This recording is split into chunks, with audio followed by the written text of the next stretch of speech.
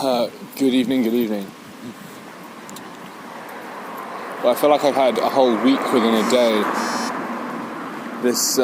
Today could take up a lot of video time, and the fun hasn't even finished yet. I've got a call with David in a bit, but I just want to take this opportunity to process, or to just put down how this week's been, and today. So this week I've spent sober, and I had kind of forgot how much that changes everything. Being completely sober and also not intoxicating myself with food either, just means that I have so much more space left to actually think and do stuff with myself and attune myself and whatnot. It's really, the difference is so stark when I'm not going around in those patterns. So some things that happened this week. Firstly, my eating has been, perfect pretty much. No sort of masochistic tendencies. Being back on track. I've been writing a lot. This book on intuitive eating. Absolutely loved writing, doing that process. It's been amazing.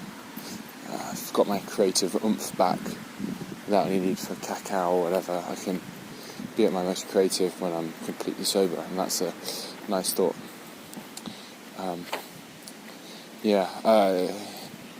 Alexander Technique School was great, of course. Work's been really fucking busy. Busiest I've been for, it's a bit much actually, and that is, it's definitely a message that I'm taking on board, and my sensitivity to the need for change is increasing. It's becoming much more apparent to me. What else? I had a wicked dance on Thursday. Something else became apparent to me, and that I won't talk about it here for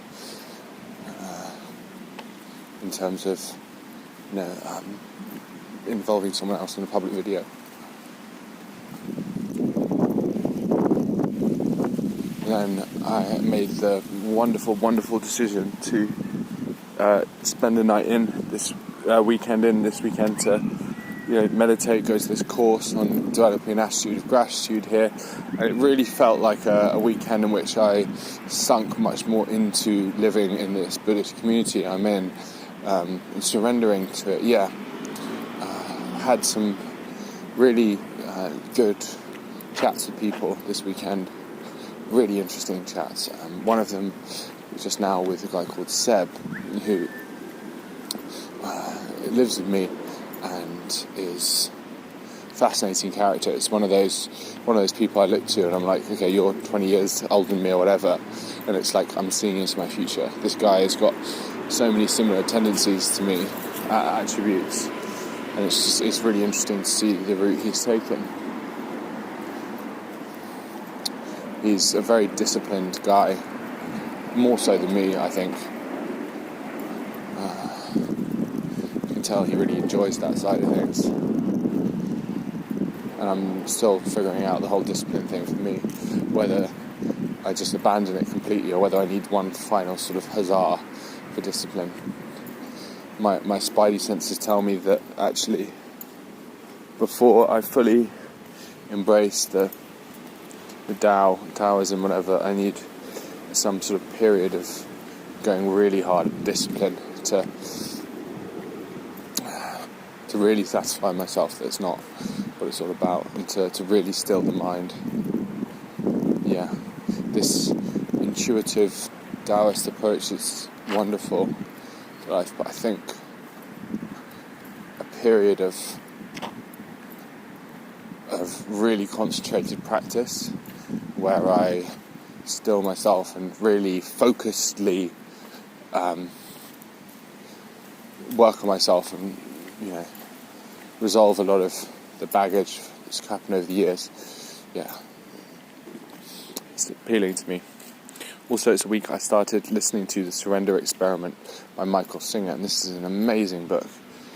Really inspiring. This guy, again, I think that there's a lot of messages pointing in this sort of similar direction, really. Fuck, yeah, now my ears are pricked to it.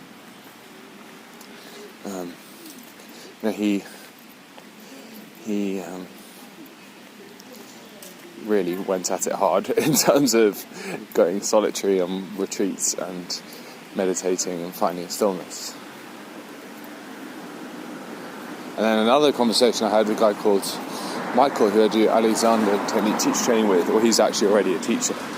But I found out, unbeknownst to me, that he's actually part of the Taji lineage that I'm staying with. And he's been with them for 20 years or so, and even when he finished one of his jobs, he did a 3.5-month solitary retreat. I was like, fuck me, wow. That's something I could do. That feels like exactly what I want to do, in fact, at some point. Perhaps not in the not so distant future.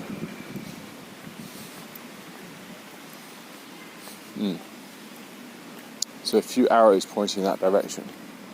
Actually, on the theme of the surrender experiment, it's I think it makes more sense for me to, if I'm surrendering myself to life, to go with the flow, go with it, go with what circumstances are telling me, what my instinct is telling me, with fearlessness.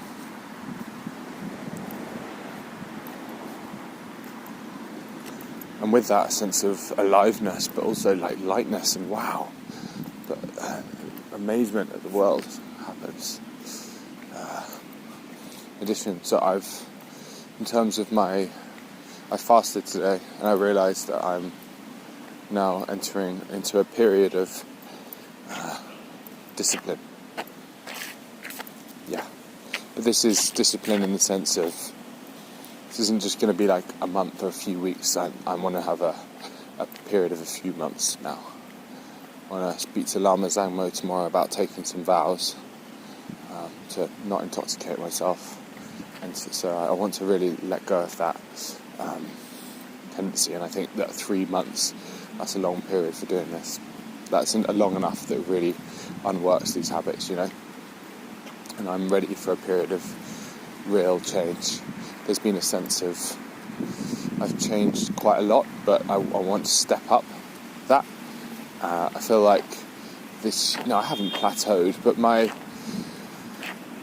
there's a lot more that can be done, I realise. And I'm found this week, the past week or so, since I started writing this intuitive eating book, since I started doing the sober stint, etc., I have this sense of purpose, aliveness, of as a sense of being part of something bigger, contributing to something bigger, fulfilling my potential. And that's really big for me. And this time, I had a realisation that I'm not going to fuck it up this time and revert back to addicted, slovenly tendencies. No, I'm bigger than that now. I've grown up.